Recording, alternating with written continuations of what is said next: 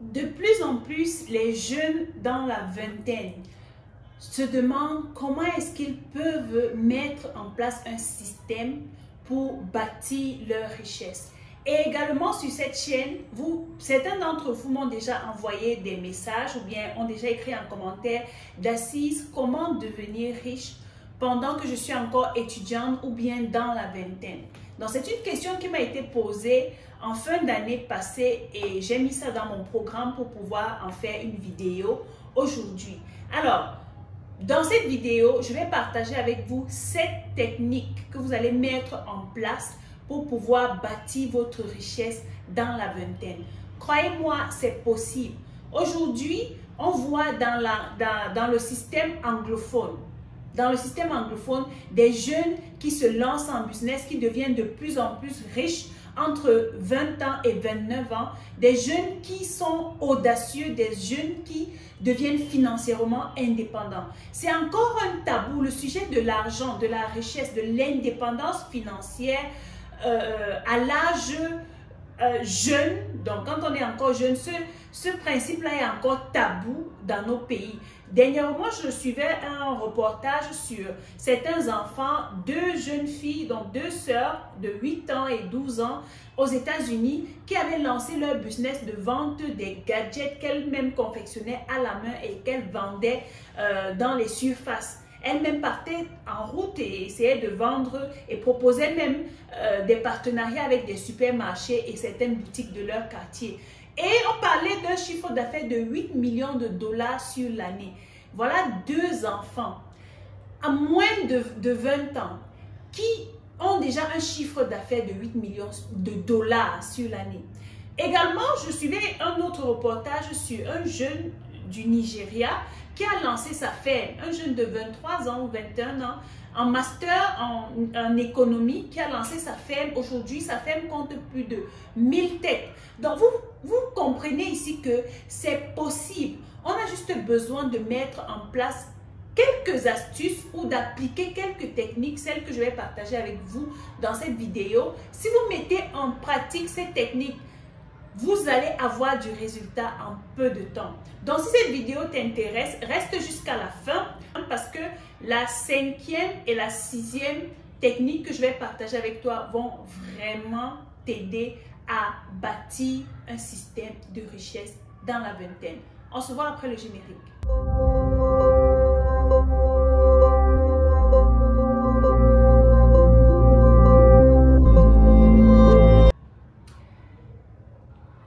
Je suis d'Assise Lilson, je suis entrepreneur. J'ai compris en 2022 qu'il serait mieux de vous épargner toutes les casquettes parce que après les casquettes ne servent à rien. Tout ce que je fais, c'est de gagner l'argent. Donc, celui qui gagne l'argent en résolvant des problèmes, c'est un entrepreneur. Voilà ce que je suis entrepreneur, e-commerce surtout. Et sur cette chaîne, je partage avec toi toutes les stratégies business, idées business, tout ce que tu peux faire qui peut t'aider à faire rentrer l'argent dans ta poche. C'est de ça qu'on parle ici. Alors, si ces thématiques t'intéressent, tu as 3 choses à faire. La première, abonne-toi. La deuxième, clique sur la cloche de notification. Et la troisième, partage cette vidéo pour édifier d'autres personnes afin qu'ensemble, on puisse faire grandir notre communauté et évoluer ensemble.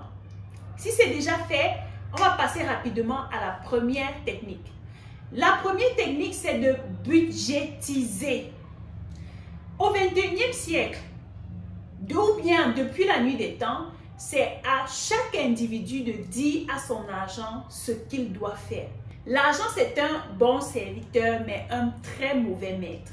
Donc, ce n'est pas l'argent qui doit vous commander, ce n'est pas l'argent qui doit vous dire ce que vous allez faire, mais c'est à vous de dire à votre argent, voici ce que j'aimerais que tu fasses. Donc, au début de chaque mois, c'est à vous de dire par rapport à l'argent que je reçois, que ce soit de vos parents, que ce soit de vos connaissances, que ce soit un soutien familial ou amical, c'est à vous de savoir sur cet argent que j'ai reçu, comment est-ce que je gère.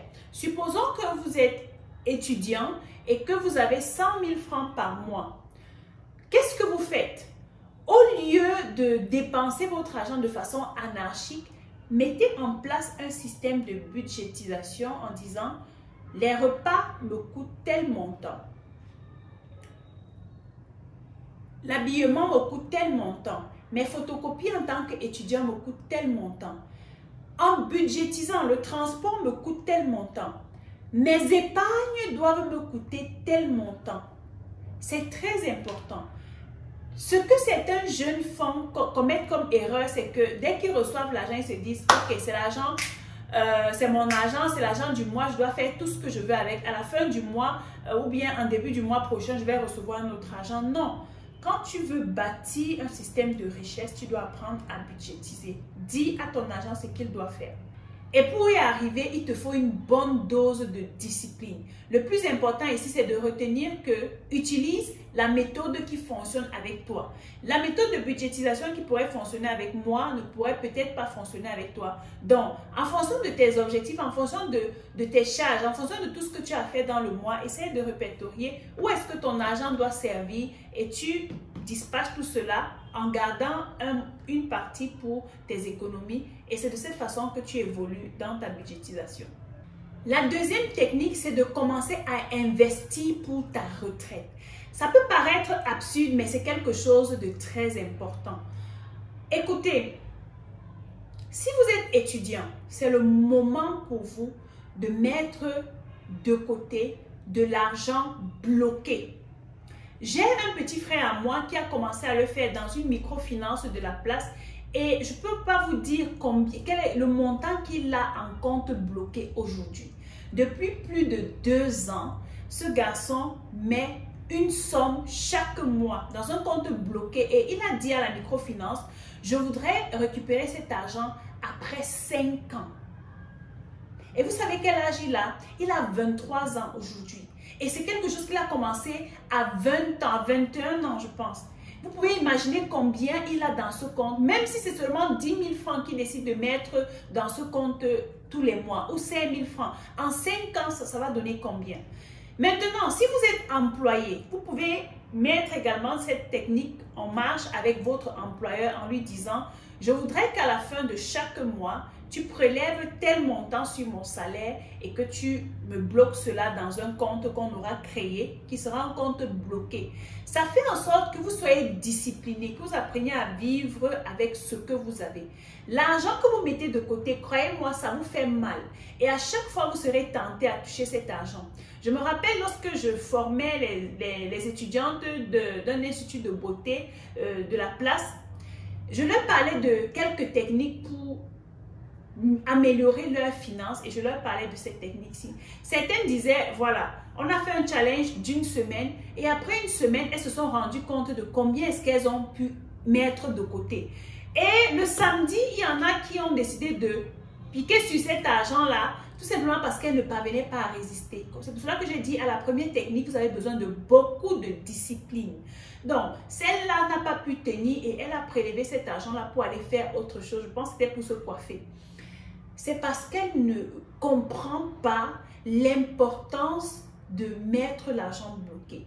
Et on comprend ici que garder l'argent à la maison ne vous aide pas. C'est pour cela que vous allez chercher autour de vous des microfinances ou bien des petites banques, bien même des associations ou bien même des réunions où vous pouvez décider chaque mois, vous gardez de l'argent. Après 1 an, vous pouvez décider de récupérer cet argent après 1 an, après 2 ans, après 5 ans. Tout dépend de vous. Mais faites-le et vous aurez du résultat.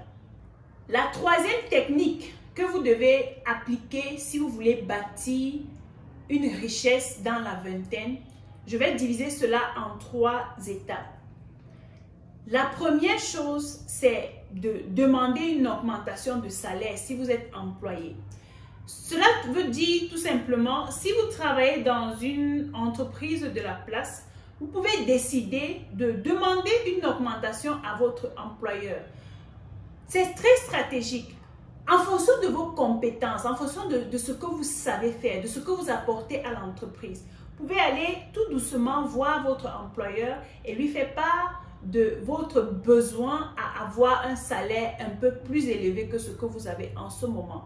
S'il n'est pas d'accord avec votre proposition d'augmentation de salaire, vous pouvez lui demander tout simplement qu'est-ce que vous pouvez faire pour pouvoir mériter cela. Mais si au terme de votre conversation, vous n'avez pas gain de cause, je vous propose la deuxième idée, c'est de faire ce qu'on appelle un part-time job. Ça veut dire un travail à temps partiel. Cela va vous demander beaucoup de sacrifices parce que lorsque vous voulez augmenter vos revenus, vous allez devoir faire des sacrifices. Faire des sacrifices, faire un part-time job ou un travail à temps partiel à ce niveau demande premièrement de réduire les temps de repos, les temps de sommeil, les temps de distraction. Parce que après votre 9 to 5, supposons que vous commencez à travailler de 9 h et vous finissez à 17 h. Après 17 h, vous avez peut-être un part-time job. Vous pouvez aller faire ce part-time job au lieu d'aller vous reposer. Et c'est cet argent que vous allez récupérer pour pouvoir avoir plus d'argent à la fin du mois. Supposons que votre emploi vous donne 100 000 francs par mois et que votre travail à temps partiel vous rapporte 30 000. Vous vous retrouvez avec 130 000 par mois. Cependant, si vous êtes encore étudiant, vous pouvez par exemple décider de donner des cours à domicile, des cours de répétition aux enfants du primaire ou du secondaire en fonction de votre compétence.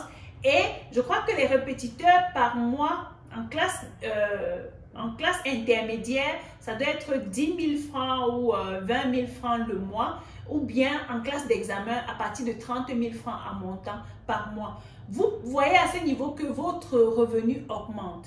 Maintenant, si jusqu'ici vous ne parvenez pas à obtenir quelque chose, vous pouvez lancer un petit business. Avec la budgétisation que vous avez fait en amont, vous pouvez prélever un montant à l'intérieur que vous décidez d'utiliser pour lancer une activité. Et croyez-moi, quand vous lancez un business, les choses ne vont pas facilement du jour au lendemain. Vous avez besoin de patience, une bonne dose de patience. Vous avez besoin de bâtir un système, de gérer ce qu'on appelle la transition, parce que pendant que vous êtes étudiant ou pendant que vous êtes employé quelque part, vous allez prendre le temps de lancer votre business et ça peut prendre un peu de temps. Mais après cela, vous allez commencer à avoir des fruits. Je partagerai avec vous pendant toute cette période tout ce que vous pouvez faire pour gagner de l'argent, que vous soyez employé ou étudiant à partir de la maison. Là, ne vous inquiétez pas. La quatrième technique pour pouvoir bâtir un système de richesse dans la vingtaine, c'est de réduire tes dépenses. On voit aujourd'hui des jeunes qui veulent vivre au rythme de vie des autres personnes. Vous voyez, vous êtes issu d'une famille modeste, une famille entre guillemets pauvre, mais vous voulez avoir le train de vie des enfants des entre guillemets riches. Vous voulez, parce que ces enfants mettent les dernières godasses qui sont sorties, les derniers tennis, les derniers t-shirts, les derniers vêtements à la mode. Vous voulez vivre le même train de vie. Ce n'est pas possible. En réduisant vos dépenses et en essayant de vivre dans le strict minimum, cela va vous permettre de mettre l'argent de côté. Faites tout pour ne pas imiter les autres, parce que la vérité c'est que vous soyez employé ou étudiant, quel que soit le type de camarade ou de collègue que vous avez auprès de vous, vous ne savez pas d'où vient leur argent. Vous ne savez pas comment est-ce qu'ils font pour avoir ce qu'ils ont. Donc, restez dans votre cadre. Si par exemple, là, je sais pas, pendant une journée, vos camarades vous demandent de sortir, d'aller manger dans les grands restaurants et vous vous rendez compte que vous n'avez que 1000 francs dans votre poche. Certaines personnes font l'erreur de s'endetter. Non. Si tu n'as pas assez d'argent pour pouvoir t'offrir ce luxe, reste à ton niveau, vis ta vie en fonction de ce que tu as devant toi. Parce que tu es en train de bâtir un système. C'est la raison pour laquelle vous voyez les enfants de certains, entre guillemets, riches, du jour au lendemain, lorsque ses parents ne sont plus là, ces enfants deviennent zéro. Parce qu'ils n'ont rien appris de l'éducation financière. Ils n'ont même pas les informations que je suis en train de vous donner aujourd'hui. Et du coup, ils vendent tout le patrimoine de leurs parents et après avoir vendu, quand l'argent finit, eux aussi deviennent tout zéro. Donc, ne faites pas ces erreurs. Vivez dans la limite de vos moyens. La cinquième technique, c'est d'avoir ce que j'appelle un partenaire d'objectif.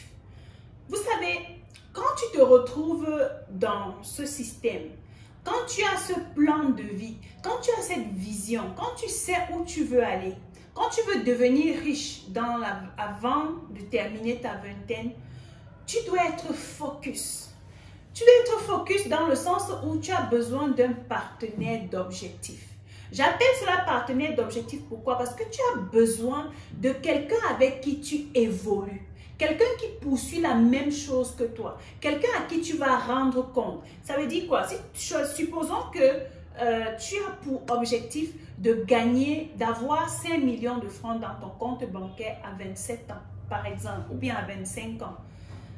Tu as choisi un partenaire, quelqu'un qui poursuit, qui est aussi ambitieux que toi, qui poursuit les mêmes objectifs, les mêmes rêves que toi. Et vous allez vous mettre ensemble. Question de travailler, question de vous motiver, de vous encourager à ne pas lâcher prise. Parce que, croyez-moi, à un moment, lorsque tu te fixes des objectifs, un moment arrive où tu lâches.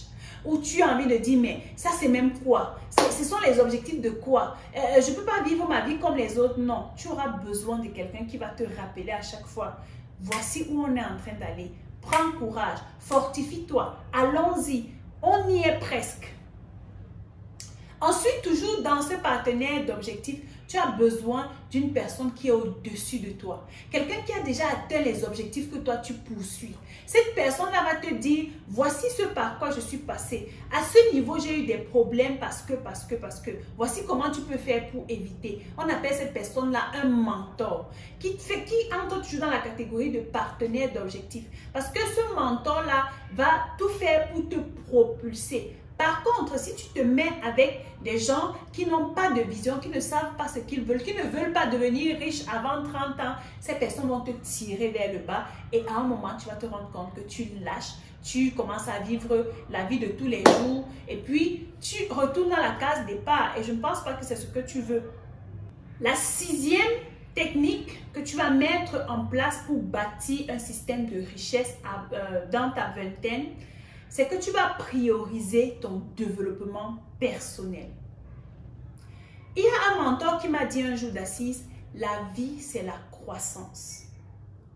La vie c'est la croissance. Et dans cette même lancée, Jim Rohn, qui est le père du développement personnel, dit le succès c'est quelque chose, ce n'est pas quelque chose qu'on poursuit. Le succès c'est quelque chose qu'on attire à soi en devenant une meilleure personne, une meilleure version de soi-même. Alors, toi qui veux devenir riche dans ta vingtaine, qu'est-ce que tu mets en place? Quel est le système que tu bâtis personnellement? Quel est le mental que tu développes? Qu'est-ce que tu fais? Quelles sont les habitudes et les aptitudes que tu mets en place pour pouvoir devenir riche? Parce que crois-moi, les personnes que tu vois aujourd'hui qui sont jeunes et qui sont riches ne sont pas forcément ces personnes qui ont des porte-monnaies magiques ou bien qui sont sorciers. Non, ce sont des personnes qui ont développé ce qu'on appelle des habitudes de succès. Des habitudes de succès. Quelles sont les habitudes que tu mets en place? Combien de livres est-ce que tu lis par semaine ou par mois? Combien de conférences est-ce que tu assistes chaque mois?